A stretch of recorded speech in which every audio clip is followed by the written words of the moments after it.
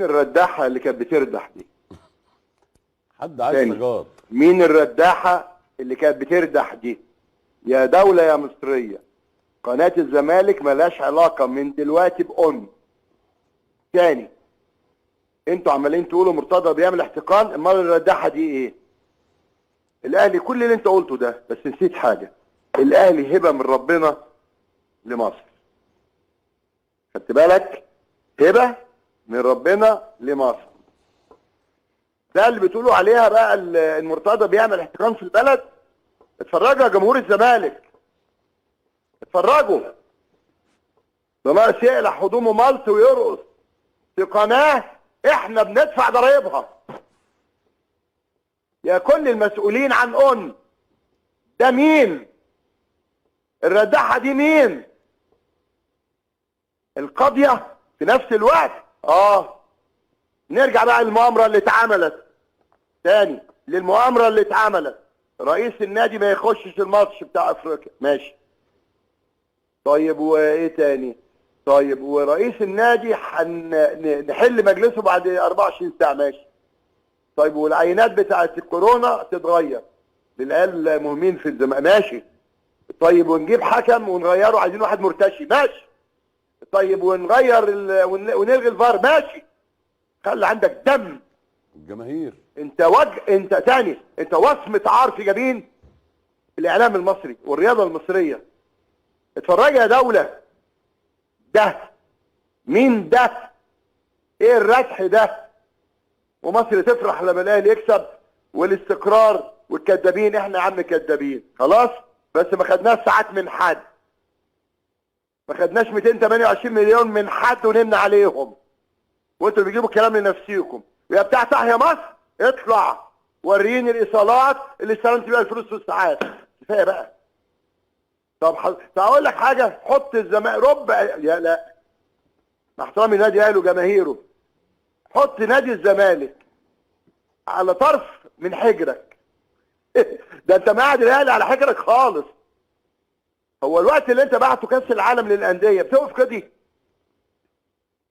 هو ده العدل. بيطلع النهارده من غير مناسبه احمد موسى يتنطط زي اي قرد، زي القرود. محمد ابو عينين، المهله خلصت بتاعتك. اوعى تنسى ان انا كنت المحامي بتاعك في المصيبه بتاعت اسكندريه. اوعى تنسى.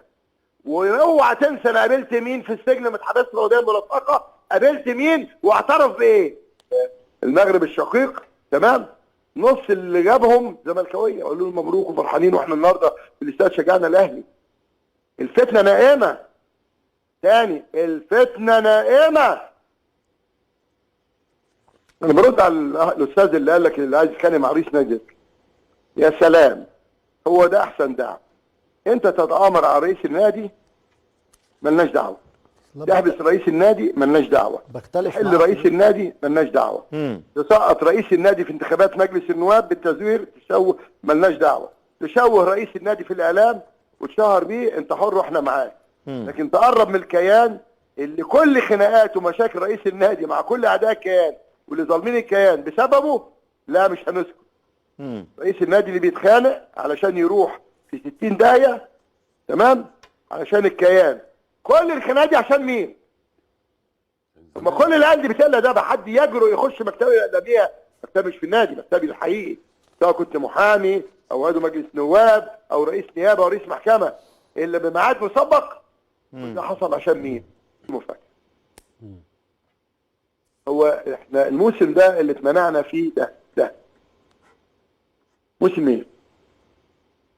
22 23 لا 22 23. ايوه طلع لي بيان اتحاد الكوره في بدايه الموسم اللي احنا فيه دلوقتي، اللي اغلق فرقه ده علينا. طلع لي بيان كده، نزله. البيان بتاع القيد يا فندم؟ يا باشا بيان هو عنده بتاع اول الموسم. ايوه 22 23. الزمالك يسوي مستحقاته المتاخره لدى الاتحاد المصري لكره القدم. انا مش عايز حد ينطق تاني عشان يحط جزمه في بقه. حضر مسؤول نادي الزمالك، ده بدايه الموسم اهو. ما هو الموسم مش حته وحته، مظبوط. ده بيان رسمي صادر من اتحاد الكوره. من اتحاد الكوره. وبعد الخير يا استاذ مرتضى. يا باشا طالع اهو. لا يا باشا، بدايه الموسم لما احنا سددنا بدايه الموسم اهو. ايوه حضر مسؤول نادي الموسم اللي احنا فيه ده اللي هو قفل القيد عليا فيه عقوبه من غير عقوبه. حضر مسؤول نادي الزمالك لمقر الاتحاد المصري كره القدم تسويه المستحقات المتاخره على النادي لدى اتحاد الكوره، تمام؟ وتواجد امير مرتضى منصور. ده مش انا لا الكلام ده، هم اللي حصل فيه تخفيض. مش عايز حد اسمع صوته تاني. دي مؤامره حقيره عشان اللي الصوره ما يزعلش. اهو لما لقوا غلطه 38 مليون جنيه. تواجد امير مرتضى منصور المشرف العام على كره القدم بنادي الزمالك في مقر الاتحاد المصري كره القدم، وقام مسؤول الزمالك بدفع مبلغ مالي من قيمه المستحقات المتاخره، وتم الاتفاق على جدوله المبلغ المتبقي. احنا غلطانين يا باشا؟ هات لي بعد البيان ده ورقه جات لي. انا بقول لك اهو بقى. انما احنا عملنا ايه بعد البيان دون؟ 9 مليون 5 مليون كل شهر بندفع مليون. يا جماعه دي مؤامره. محدش يقول لي ان هم اصلا متزمتين متعفرتين على نادي الزمالك. دي مؤامره صح. مش ده بيان اتحاد الكوره؟ طبعا. عايز راجل في اتحاد الكوره يطلع يقول بيان ده مزور. ده الصفحه الرسميه بتاعت اتحاد الكوره يا باشا الصفحه الرسميه يا جماهير الزمالك فوق. القصه مش مرتضى. انت هتاخد لي الدوري المره الثالثه وتزعل بيبو؟ لا، هجيبك الارض اهو. قال لك سوا وجدول، وبعت لي 9 مليون تاني، وبعتنا 500,000، وبعدين بنبعت مليون. كل ما يجي بنبعت، وانا عندي ايه محجوز عليا. عايز بقى ذكر في اتحاد الكوره يقول لي هو في القيد بتاعي. هو ده موسم كام؟ 22 23 اللي احنا فيه، ولا ده موسم تاني؟ هو تمام. البيان ده طالع على صفحه الزمالك ولا طالع على صفحه الاتحاد المصري لكره القدم؟ اتحاد الكوره. يا جمهور الزمالك فوق. القصه مش مرتضى، القصه انتم. تاني، القصه انتم. اهو الزمالك يساوي، ده العنوان، مستحقاته المتاخره لدى الاتحاد المصري لكره القدم. امال بتطلب لي بايه؟ ولما جيت لك ادي 9 مليون اللي بتوع اسمه جايين الاسبوع الجاي يا سيف؟ لا. طيب ادي حوالي اتحقق 10 مليون للشركه بقى؟ لا. طب ادي شيك من الحساب الخاص؟ لا. ادي 7 مليون اهو ونص؟ لا. اخونا عصام حجاج كلم الاستاذ محمد الوفا جمع 5 مليون وجالنا، تمام؟ راحوا كلهم هربانين من الباب اللي ورا. لا يا جماعه، لا. وجايت انت وانت بتاعت هبه جاي تتنططي لي وتقول لي اصل بيفرح. انتوا اللي عاملين ده. انتوا اللي عاملين الحزن لجماهير الزمالك. ويوم الثلاث ان شاء الله انا هقول كلمتين. مستنيين الاخ على جمال علام يجي بكره، استاذ زري شباب موجود. هما كلمتين. اذا لم تحل هذه المؤامره فورا، لان انا سجلت في الميعاد، انا ليا راي هقوله تاني. قرار سياسي تاني، سياسي رياضي اعلامي، وكل واحد يتحمل مسؤوليته في البلد دي. انما احنا هنقعد كده اتحرق دمي ودون يعمل لي قضيه واتحبس فيها، واللي حبسني ده اصلا كان مديني براءه عن نفس الموضوع قبلها ب4 اشهر، وحل مجلسه ويقعد سنه اصل عنده مخالفات، وبعدين يطلع وما عندوش اي حاجه. تمام؟ لا يا جماعه الموضوع زايد عن حد.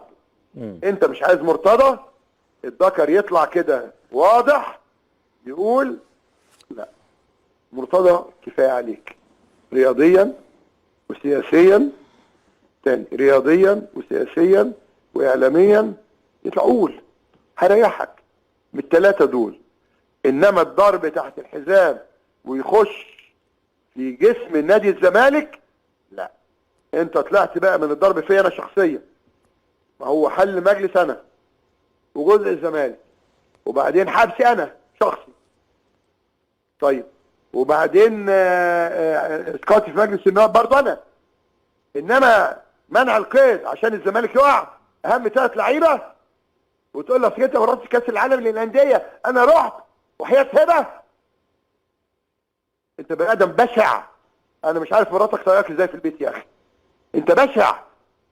تاني انت واحمد بتقول والله العظيم بشاعه، وانا بقى ايه ان شاء الله خير استخلص الماتش ده وده، وهفرج مصر كلها على اللي خناقته مع الرقصات، وهفرج مصر كلها على المخبر اللي كان بيعيط ويبوس الايد عشان اطلعه، وهفرج مصر كلها على اللفندي اللي قال امه وابوه اللي بيقول لك عليها قليل الادب الاحترام، قذورات طالعه من بقه وعشان كده القناه اتقفلت.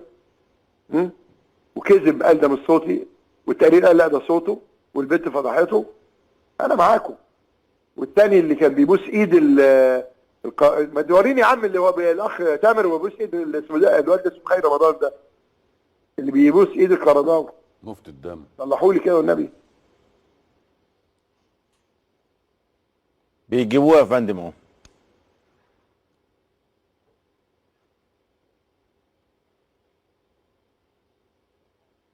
فين يا جماعه الصوره؟ ايوه مدى. طلعت يا بيت صوره. طلعت يا فندم. بيبوس ايده، بيبوس ايد مفتي الارهاب فوق. ده اللي بيقلب عليا. طب مين اللي حاطط ايده على كتفه ده؟ مين ده؟ المجرم عبد الرحمن القرضاوي اللي بيشتم جيش بلدي وشرطة بلدي، اللي قال على ثورة 30 يونيو انقلاب. ده خير رمضان، ده خير رمضان. شفتوه؟ ها؟ شفتوا؟ خدام للارهاب اهو خير رمضان. وده ابن الارهابي عبد الرحمن اهو حاطط ايده على كتف خيري. انتظرني يا خيري، الماتش ده يخلص، الماتش ده يخلص وانتوا الاربعه هاخدكم يوم واحد عشان مصر تتفرج على الاعلام. الاعلام ارجع لنفسك بقى، ارجع تاني. طب يا جماعه بعد ما سمعنا المستشار مرتضى منصور وهو بيقول على قناه اون تايم الرداحه، انا عايز افهم هو دلوقتي النادي الاهلي